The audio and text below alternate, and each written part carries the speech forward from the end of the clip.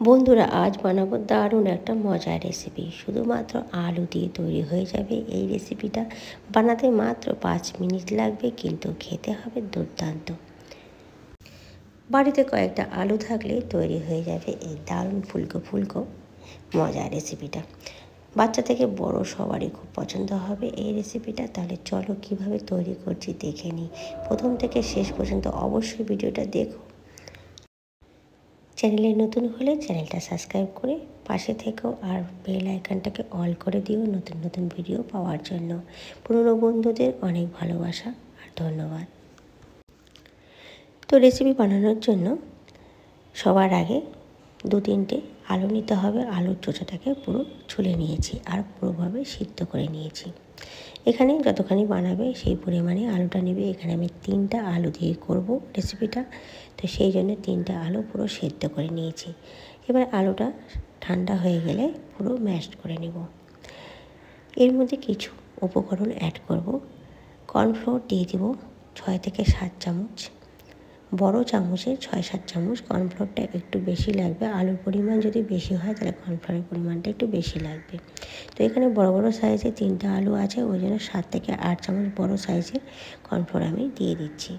দিয়ে দিব কাশ্মীরি লঙ্কার গুঁড়ো 1 চামচ, লবণ পরিমাণ মতো, আর তার সাথে দিয়ে দেব গোলমরিচের গুঁড়ো 1 চামচ। এবার সমস্ত উপকরণগুলোকে খুব ভালো করে মেখে নেব। আলুর মধ্যে কোনো যেন দলা না থাকে সেদিকে লক্ষ্য রাখবে। খুব ভালো করে একদম হাতে চেপে চেপে মেখে নিতে হবে। জাস্ট এই কয়টা উপকরণ দিয়ে কিন্তু তৈরি হয়ে যাবে এই মজার পটেটো বলস। তো দেখো, খুব সুন্দর করে আমি হাতে দিয়ে মেখে নিয়েছি। এবার হাতের মধ্যে দুটো আলুতে একটু বাটার কিংবা একটু সাদা তেল মেখে নিয়ে ছোট ছোট বলের মতো তৈরি করে নেব। সাইজটা তোমরা একটু ছোট করতে পারো, আবার একটু মিডিয়ামও করতে পারো, তবে বেশি বড় ভালো লাগবে না। ছোট একদম ছোট ছোট অথবা তার থেকে একটু বড় করতে পারো। তো আমি যেই মাপের করছি সেটা তোমাদের দেখিয়ে দিই।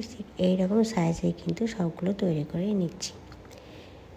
সব আলুগুলোকে একই প্রসেসে আমি গোল করে নিব। সবগুলো গোল করা হয়ে গেলে সাদা তেল, পুরো রিফাইন অয়েল পুরো গরম করে নিয়েছি। গরম তেলের মধ্যে বলগুলোকে সব দিয়ে দেব। প্রথমে হিটটাকে বাড়িয়ে একদম তেলটাকে পুরো গরম করে নিতে হবে। দেওয়া হয়ে গেলে হিটটাকে কিন্তু মিডিয়াম করে রাখতে হবে। হিট মিডিয়াম টু হাইয়ের মাঝে রেখেই ভাজতে হবে। আর প্রথমে যখন দেবে বলগুলো তখন নাড়ানো চলবে না 1-2 মিনিট, ঠিক আছে? 1-2 মিনিট ভাজা হয়ে গেলে চামচ বা খুন্তি দিয়ে নাড়িয়ে দেব। দুদিকে বেশ ভালো করে লালচে লালচে করে ভেজে নেব।